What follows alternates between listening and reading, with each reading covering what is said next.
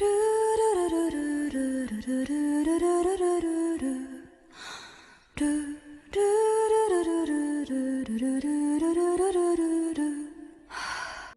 Mage Side Chapter 18. I've won Origin.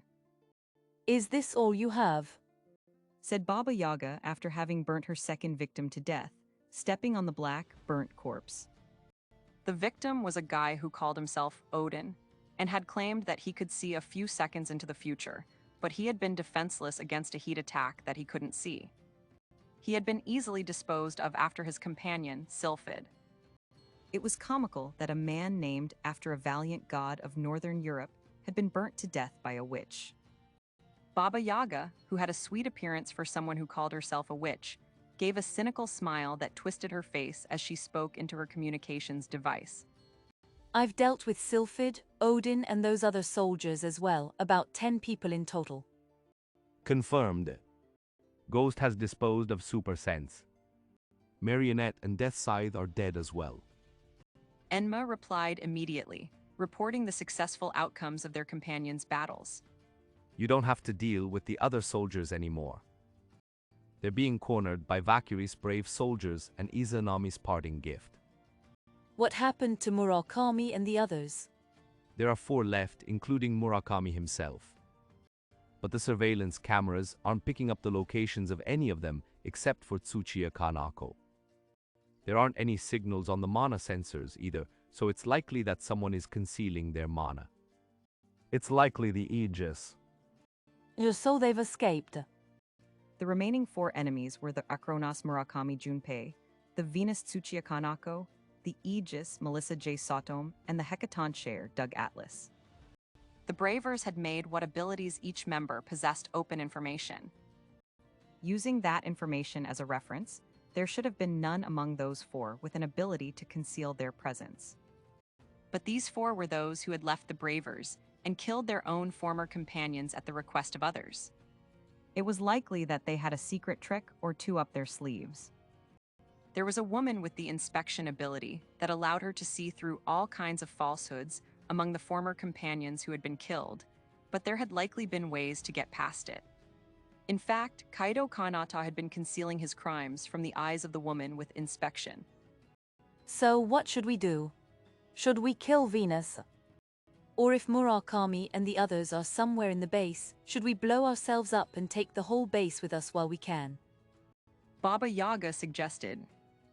The base was entirely underground, except for the entrances via the subway system. And the final objective of the 8th guidance was death. Naturally, the base had a self-destruct mechanism installed. The reason it hadn't been used up until now was because there had been the chance that Murakami and the others would be able to escape it with their abilities. No, it seems that the Bravers have arrived on the ground surface. So if we're going to detonate ourselves, it will be after they enter the base. Let us save the rest for when the situation becomes helpless. Said Puto's voice. Baba Yaga's heart started beating fast upon hearing these words. Well, Amemiya Hiroto and that woman came here as well.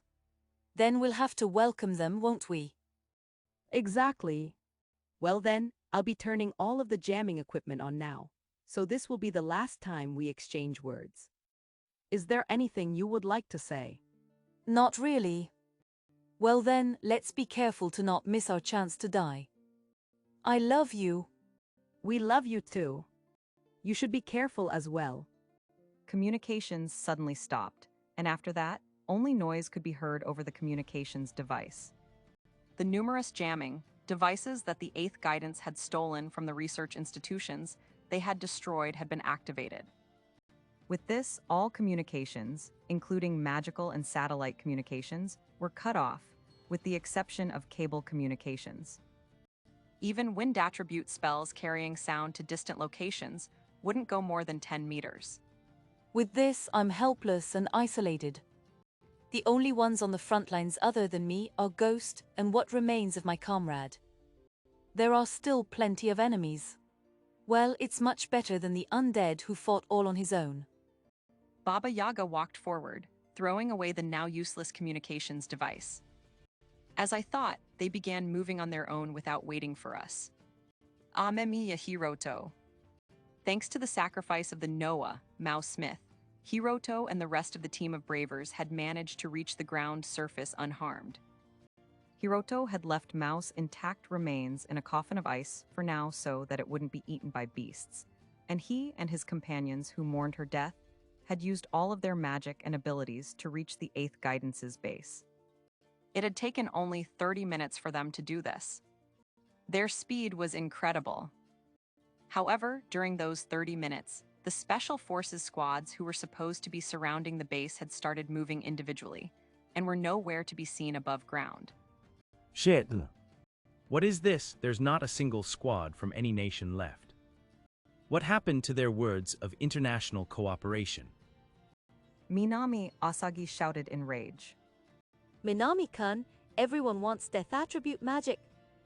That's how much power there is in the death attribute, so they want it, no matter what costs they have to pay, Said Narumi, calming him down.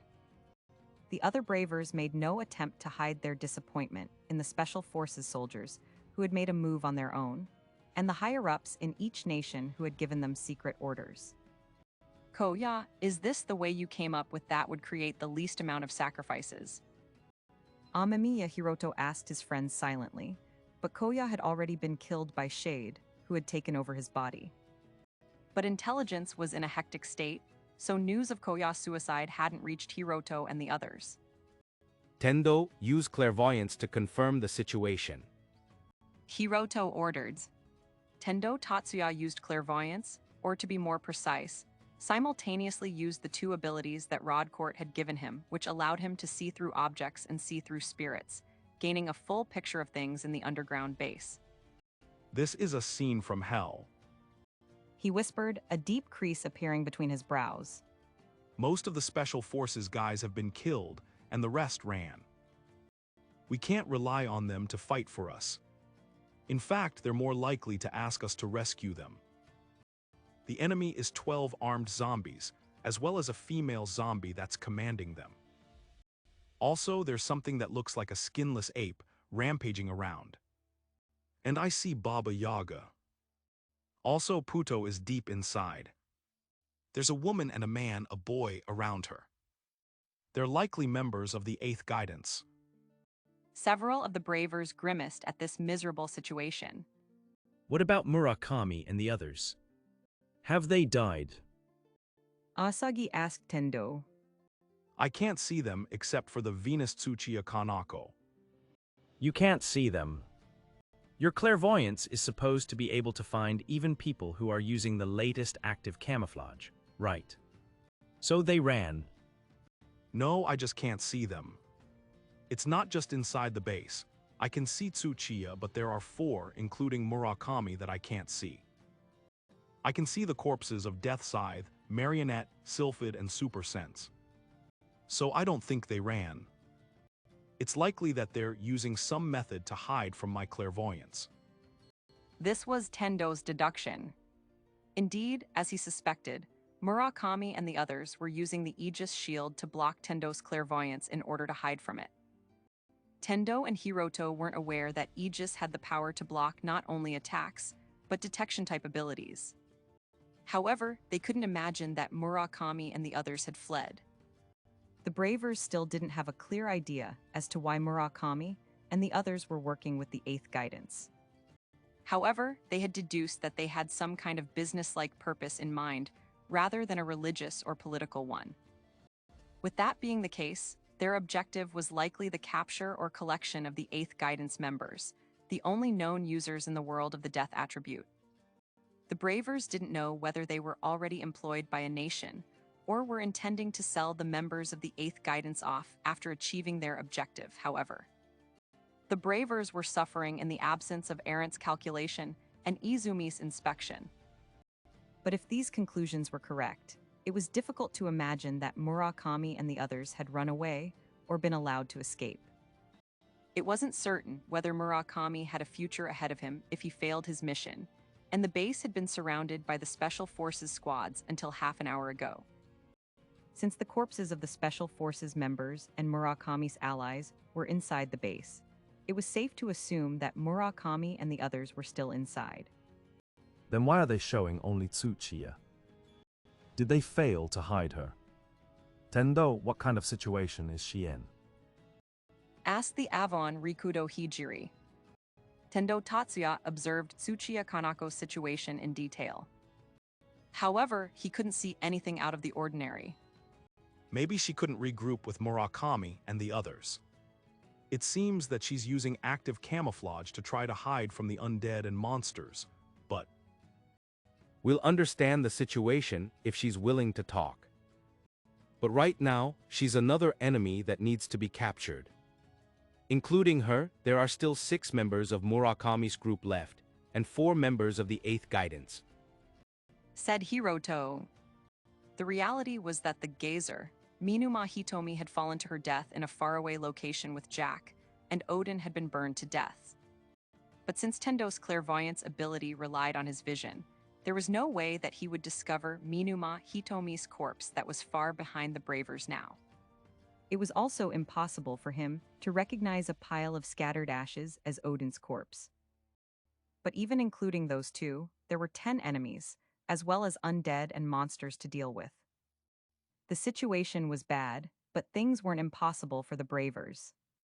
Hiroto, I'm sorry, but don't talk about naive things like capturing them. Asagi said with a strict expression on his face. Both the 8th Guidance and Murakami's group intend to kill us. The 8th Guidance in particular aren't going to hesitate to blow themselves up. It's too dangerous to try and capture enemies like that alive. It's not like I don't know what their pasts were like, but you know. Asagi's companions unanimously agreed with him. Sorry, but I agree. Me too. It's not like I don't feel sympathy for them, but yeah. I do feel sorry for them, but they're the ones who killed our companions. Isn't that right, leader? It seemed that even those like Hijiri, who hadn't agreed with Asagi's speech inside Noah, had changed their way of thinking after Mao was killed. I know that you sympathize with them as well, but I don't want you to do anything dangerous. I do feel sorry for them, though. Said Narumi. It seemed that even she had largely reconsidered how dangerous trying to capture the 8th Guidance was, considering that they appeared to have killed the Special Forces soldiers and Murakami's allies, Death Scythe and Sylphid in particular. All right. I don't mind if you only capture them when possible. That applies for Murakami's group as well as the 8th Guidance. Hiroto had no choice but to say this. This situation had come about because they had obeyed the prediction given by Koya's oracle, but this plan that should yield the least casualties had already produced many. And since no clear instructions had been given for after the plan began, Hiroto had no choice but to make a harsh decision. Baker, use Hermes to make a map of the base, based on what Tendo has seen. Narumi, use Anja to connect us via telepathy. We'll ask for them to surrender, and if they don't respond, we'll isolate everyone except for ourselves and the Special Forces guys. After that, give instructions to the survivors from the Special Forces. Tendo, stay here and support us. Baker and 4 others stay here and guard Tendo. The rest of us will split up into 2 teams. Asagi and some others, I'll have you rescue the surviving Special Forces soldiers first. The rest of us will deal with the 8th Guidance. Narumi's Anja ability was something like telepathy that could connect the consciousnesses of beings that she was aware of. The sensation was something similar to a video call. Even at long distances, no matter what interference devices were being used, she could communicate to others in real time at will. She also possessed the joint sensation ability, which allowed her to share the vision and hearing of those she was connected with. When she was connected with a large number of people, sharing the senses of all of them at once would exceed the processing power of the human brain, however. There was the limitation of needing to know the locations of those she wanted to connect with, but it was an effective ability, even in Origin, a world where communications equipment had been developed. In fact, without this ability, they would have become unable to communicate the moment they entered the base due to the jamming equipment. Narumi first used Anja to connect her vision with Tendo's clairvoyance, and then she could connect to everyone because she knew where they were. Because this ability could only be used on humans, it wouldn't reach the zombies or the Yomotsu Shikome and Yomotsu Ikusa spawned from Izanami's flesh. Upon hearing the demand for surrender, the surviving soldiers forgot that they had been trying to outwit the Bravers until half an hour ago, and felt relieved as they saw the hope of returning home alive. Puto remained stoically silent. Enma and Ereshkigal gave a scornful laugh and Baba Yaga smirked. There's no way we'll surrender after all of this, is there? Replied Tsuchiya Kanako, and then she activated Venus. While she was still one of the Bravers, she had told Hiroto, Narumi, and the others that it was simply a charming ability. That she had used this ability to charm fans and succeed as an idol. But the reality was different. Copy and paste. Venus' true power was a brainwashing ability that allowed Kanako to copy and paste memories, experiences, and emotions to and from anyone she could engage in two-way communication with. Kanako had used this ability to succeed as an idol. She had copied the experience from idols who sang and danced better than her onto herself, and pasted favorable emotions onto audition judges and television producers to create opportunities for herself. She just needed to make a single fan, and then copy that fan's feelings and enthusiasm to gain more. The end result was that she was simply charming people, but because it was an ability that didn't work if she wasn't able to engage in two-way communication with the target, she couldn't sell herself to people watching her through their screens, so she had worked hard to make use of her copied experiences. Kanako didn't think that she had cheated. Both on Earth and in Origin, the public entertainment industry was a hell where connections and the companies that idols were affiliated with had great power. Kanako had made the best use of the talents that she had been granted in that hell. Hiroto went and put all of that to waste, so you can't complain if I put you all to waste as well, can you? Kanako murmured. Hiding her ability had been simple. To avoid being seen through by Shimada Izumi's inspection, Kanako had simply needed to not lie about it. When asked, "What is your ability?" she had simply needed to reply, "I use this ability to put my fans in a trance." Inspection couldn't see through a lack of words or explanation. It seemed that Death Scythe had used a similar method to make his own ability seem greater. Over a long period of time, Kanako might have been exposed, but after interrogating all of the Bravers once, Izumi had only asked her companions unimportant questions. It was likely that she had been hurt by seeing through the lies of family members and friends before. Well then, I'll keep my telepathy connected to only you, Kanako. But if you say anything, everyone will find out, so be careful. Thank you, Narumi. Replied Kanako, smiling at her successful brainwashing of Narumi. She had experienced communication through Anja numerous times up until now. She had received training so that she could control what she transmitted and didn't transmit, so there weren't any problems. Kanako listened to the conversation being exchanged by Hiroto and the others through Anja as she headed for a place where a wired communications device had been placed beforehand. The brainwashing doesn't work that well on others with these abilities, but unlike the 8th guidance guys who aren't affected by it at all, it'll hold for half an hour to an hour. With this, I know exactly what's happening on their side. If they manage to capture or kill Puto and the others, I'll snatch them away from the side. How pitiful, muttered Asagi, whose group had gone to rescue the surviving Special Forces members. He looked past the zombies who moved quickly and fluidly, used firearms, and could even cast a few different spells through their magical media. There was a female zombie with platinum blonde hair, staggering in an unsightly manner, dragging a flag behind her. This was what was left of Valkyrie.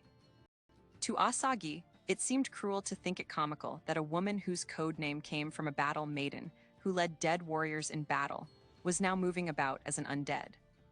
What will we do? Should I use my Ifrit to cremate her with the other zombies? Asked the Ifrit Akaki, who could control flames more freely than any first-rate fire attribute mage. Don't do it. The area you have to burn is too wide. We're underground, so we'll collapse from the lack of oxygen as well. So, using my Titan. Began the Titan Iwao, who could control gravity. If that passageway collapses, it'll take longer to regroup with Hiroto and the others. Said Tendo's voice. Akaki and Iwaro clicked their tongues and stepped back. However, the zombie warriors were strong enemies to try to defeat with a frontal attack. With the same look of pity on his face, Asagi stepped out from behind the wall that his group was using as cover. Leave it to my Mage Masher here. Oi, Asagi.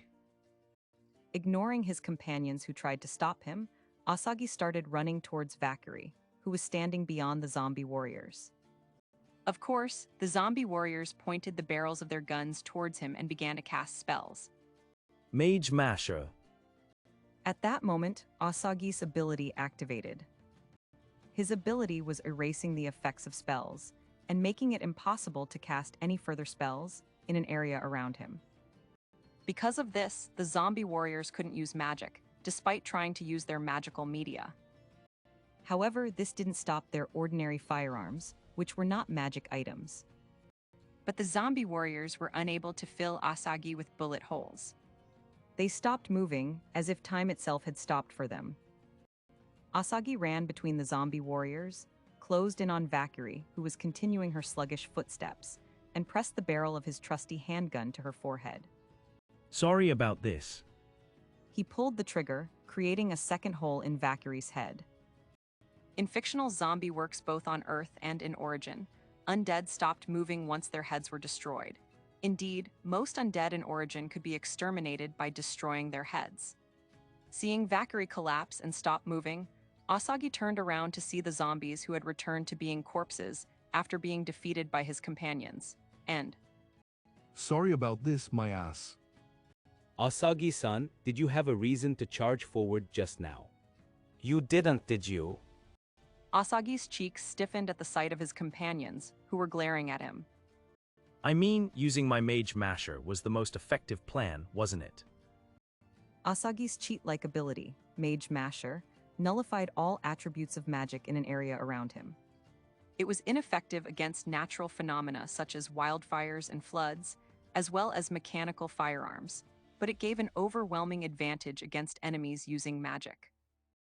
In Origin, military ordnance, tanks, battle helicopters, and high-explosive devices contained magic items unless they were extremely conventional. Although it was called Mage Masher, it was also a soldier killer. You knew that they're using death attribute magic, right? The death attribute is still an attribute of magic. My Mage Masher nullifies it. But at the same time, it also nullifies Ifrit's fire attribute and Titan's earth element. It's called Mage Masher, but even special abilities are obstructed quite a lot if they're related to the attributes. So it was best for me to charge in on my own. Asagi explained. But he heard Narumi's voice through Anja, immediately refuting that explanation. Asagi-kun, all of the zombies were within range for Mage Masher to take effect. So wouldn't it have been better for everyone to stay there and open fire on them rather than charging in? I believe your whole team is equipped with machine guns. I have nothing to say in response, said Asagi in apology. His companions' irritation turned into exasperation, and they all let out large sighs. Asagi, you're not an athlete who runs across fields anymore. Tone down the grandstanding. Seriously, what would you have done if there was a mechanically operated bomb implanted in Vakuri's body? Sorry, but I can't get used to this, said Asagi. He was the type who was bad at working in an organized manner. He always felt bad when he wasn't standing at the front, when he was on standby behind his companions. He normally suppressed these feelings, but sudden events led to him sticking his head out and acting like he had done in this case. and I felt sorry for this one. He said, There was a bullet hole in her head before I shot her. Probably the doing of someone from Murakami's group. To turn into a zombie and continue fighting even after being killed by allies who betrayed her. I feel a bit bad for her even if she's with the ones who killed Mao. Akaki, please burn them. Is it all right to do that? The Ifrit, Akaki asked. The United Nations have asked us to try to recover the corpses of the 8th Guidance members, haven't they? Even if it was only an official stance, inhumane research into the death attribute had been forbidden. However, nobody would call the analysis of residual mana in the corpses of terrorists inhumane. It was a small price to pay if it would lead to saving patients suffering from fatal diseases or extend the lives of influential politicians and businessmen. It's too much to have even your corpse tampered with after dying twice. All are equal in death asterisk, right? Asagi said. I don't have any recollection of becoming a Buddhist in this world. Akaki said, but she released flames to cremate Valkyrie's remains. After they were turned to ash, even the residual mana would disperse. Don't you need to stop them, Hiroto? The Titan Iwao asked. Iwao, if you're going to ask before Akaki has already turned them to ashes. We'll report that Valkyrie's remains were destroyed in a fire as a result of battle.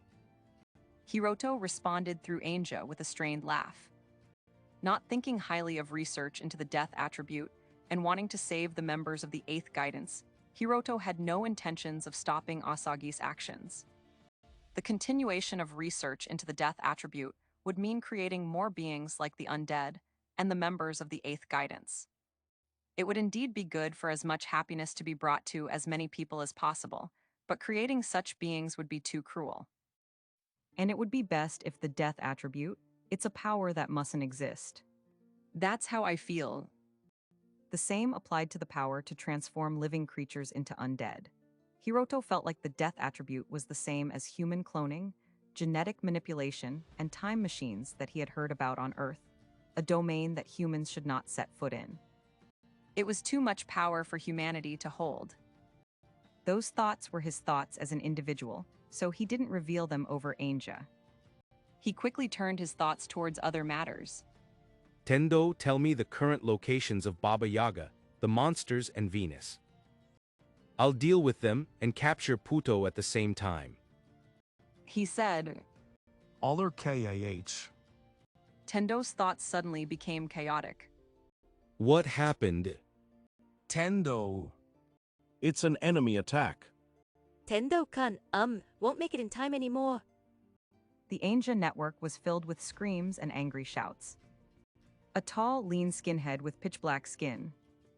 That was Ghost, one of the members of the 8th Guidance. The power that this silent man had obtained was the ability to not attract anyone's attention.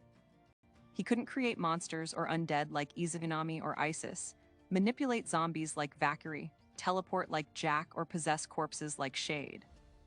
However, people took no more notice of him than a stone on the side of a road. That was all his ability was. Even his companions would lose sight of him if they were to close their eyes for a while. He caused no reactions in surveillance cameras or sensors, either. He had once repeated sideways jumps right in front of a sentry watching over a military base for an entire minute, and even then, he hadn't been noticed. Using this bizarre invisibility ability, Ghost had assassinated the soldiers of the Special Forces, disposed of the Super Sense, and ambushed the Bravers on the ground surface. In order to assassinate the personnel who had stayed behind to support their allies from the ground surface, instead of entering the base. Astonishingly, he had been standing nearby the whole time, while Hiroto and his companions had been conversing above ground. At best, I can only kill one of them. Even Ghost would be noticed if he called out to them or touched them by attacking them. And Ghost's weapon was a mere knife. It was a knife that was long and broad enough to decapitate a cow. It could possibly be better described as a sword. He had used it to decapitate as many as 10 people in a single day before. However, his skills lay in catching his enemy by surprise and cutting their heads off with a single strike. He was an amateur when it came to close-quarters combat techniques. Who can I kill? Amemiya Hiroto was impossible. There were too many people around him. The same went for Amemiya Narumi. And then he chose the clairvoyance Tendo. Based on the conversation between Hiroto and the others, Ghost knew that Tendo played a vital role and found an opportune moment to approach him, slipping past the Bravers who were standing watch. And then he had cut off Tendo's head from behind with a single attack. With the usual sensation and dull noise of someone's shin bone breaking, Tendo's head fell to the ground, and a shower of fresh blood rose from his still-standing body. Huh? This guy, it's an enemy attack. As the remaining bravers stared blankly at Ghost and hastily raised their weapons, Ghost gave them a clear smile, showing them his white teeth. I've won. And then he charged at the rest of the bravers. His movements were not slow. It was that the bravers had been discomposed by Ghost, who seemed to have simply appeared there without warning. But in the next moment, Ghost's body was torn into pieces by flaming projectiles, blades of wind and light, and electrical attacks. He had known how things would end from the beginning. Once his invisibility was broken, Ghost was nothing more than an ordinary young man who couldn't even use magic. I've won, Izunami, everyone. The moment Ghost died, he didn't regret anything. The moment he had taken Tendo's head, he had already won. However, Tendo hadn't simply died either. Narumi's Anja could directly communicate not only words, but thoughts as well to others. With intense concentration, Tendo had flooded the Anja network with not the thoughts of help me, or I don't want to die, but all of the information that he had seen through clairvoyance. I haven't lost either. And then Tendo's consciousness faded. The 8th guidance Ghost deceased. Valkyrie and her zombie warriors annihilated. Murakami's group, Super Sense Odin, deceased. 4 members remaining. Bravers, the clairvoyants Tendo deceased. Remaining reincarnated individuals, 85 of 101. I haven't lost either. Tendo shouted. Yeah, you haven't. You did well. It can't be said that you were weak-spirited. Hearing familiar voices, Tendo looked up and saw Eren, who had white wings extending from his back and an angel's halo above his head. Huh. Why is there an angel with Eren's face? He exclaimed. Is that what you're surprised about? Che. Well said, Tendo. UWAH. Mao, you're supposed to be dead. Hey, why is my head connected to my body? Tendo looked around in surprise to see not only an angel who looked exactly like Eren, but Mao, Shimada Izumi, and several other familiar faces. I see, so this is heaven or not. Tendo was suspiciously eyeing quite the ominous-looking group.